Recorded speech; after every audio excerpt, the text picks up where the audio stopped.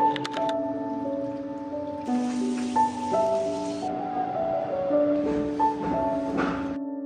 Everyone, আসসালামু আলাইকুম। Welcome to my new another daily blog. আমি মনে হয় বেশ কিছুদিন হয়েছে আপনাদের সাথে কোনো ডেইলি ব্লগ শেয়ার করছি না।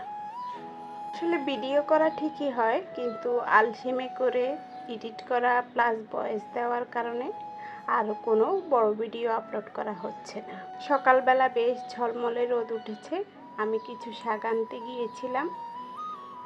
এই যে দেখেন কি সুন্দর পরিবেশ। শাক কি আনবো, আমি পরিবেশটা দেখেই মুগ্ধ হয়ে গেছি। এত সুন্দর ধান ক্ষেত, বাতাস, তারপর অনেকক্ষণ রোদে ঘোরাঘুরি করে গরম লেগে গেল, তাই পুকুরে এসে ভালো করে হাত মুখ ধুয়ে নিলাম।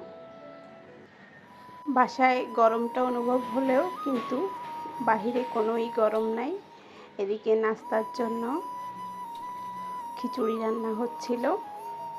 তারপর ঘুরে এসে দেখলাম খিচুড়িটা রান্না হয়ে গেছে, নাস্তাটা করে নিলাম। এবং যত গরম হোক, শীত হোক, যাই হোক, এক কাপ চা তো খেতেই হবে, তা না হলে তো হবে না।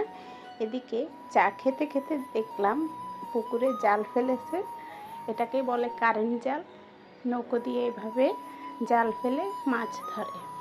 দৃশ্যটা দেখতে কিন্তু আমার কাছে খুবই অসাধারণ লেগেছে। আপনারা কারা কারা এরকম দৃশ্য দেখতে পছন্দ করেন?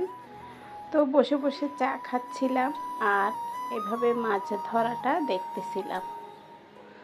তারপরে এখানে আবার দুইটা ডাব কেটে নেওয়া হচ্ছিল।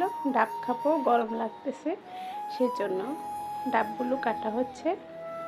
কেটে নিলাম, তারপর ডাব খেলাম। ডাবের পানিগুলি খুবই মিষ্টি ছিল এবং খেয়ে একদম মন প্রাণ জুড়িয়ে গেল। আর এরকম ভ্যাপসা গরমে ডাব খেতে কিন্তু খুবই ভালো লাগে। এদিকে রান্নার প্রস্তুতি চলতেছে। এখানে রান্না করা হবে টমেটোর টক। টমেটোর এই সিজনে টমেটোর টকটাই বেশি ভালো লাগে ডালের থেকে। আমার মনে হয় এটা দিয়েই বেশি ভাত খেতে ভালো লাগে। আর এদিকে মাছগুলি হলুদ মরিচ মেখে রাখা হয়েছে, সাথে মিষ্টি কুমড়া ভাজি। আজকের জন্য রান্নার এটাই প্রস্তুতি চলতেছে। আমাদের একটাই জীবন, কত আশা নিয়ে আমরা বাঁচি। সব আশা কি আর এক জীবনে পূর্ণ হয়? মানুষ নিজের মতো বদলে যায়, চাইলে কি আর সব কিছু পাওয়া যায়? সময় তো কারোর জন্য অপেক্ষা করে না, তাই নিজের লড়াইটা নিজেকেই করতে হয়। আর এই অভিজ্ঞতাটাই মানুষকে ধীরে ধীরে শেখায়। ছোট্ট সুখেই দিন